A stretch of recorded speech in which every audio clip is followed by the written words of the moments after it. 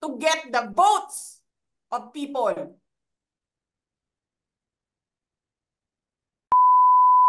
Ina ninyong lahat.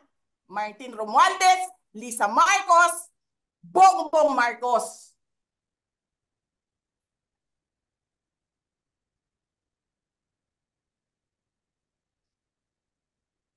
Ginigit-git nyo yung mga tao ko dyan sa envelope na yan. Lisa Marcos, naalala mo? Nagpadala ka sa akin ng video. Sinabihan mo ako saan kukunin ang pera. Pinakita mo ang muka ng tao doon sa video message mo. Hi, Nikki.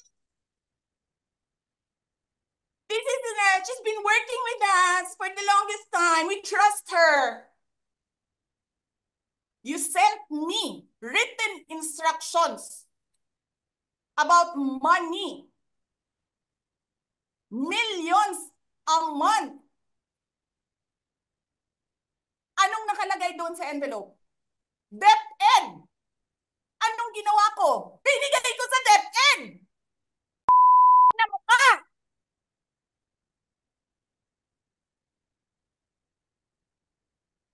Wala ka ngang posisyon sa gobyerno. Namimigay ka ng pera ng gobyerno eh.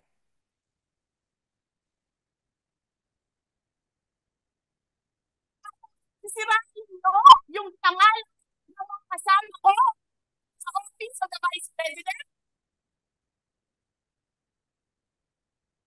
Sasabihin nyo sa mga tao, nakaw yan, confidential funds yan. Niwala nga kayong isang proof na confidential funds yan. Naniwala lang kayo sa isang babae na ang pangalan ay Gloria Mercado na nagsabi confidential funds yan, na hindi nyo nga nilabas na wala pang confidential funds, meron ng white envelope.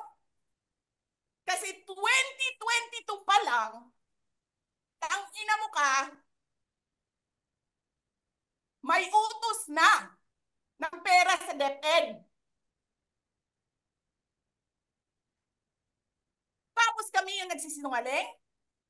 Nagpipigil ako eh. Kasi gusto ko lang magtrabaho. Gusto ko lang tapusin nyo na yung ng show ninyo dyan sa House of Representatives para makabalik na kami sa trabaho namin.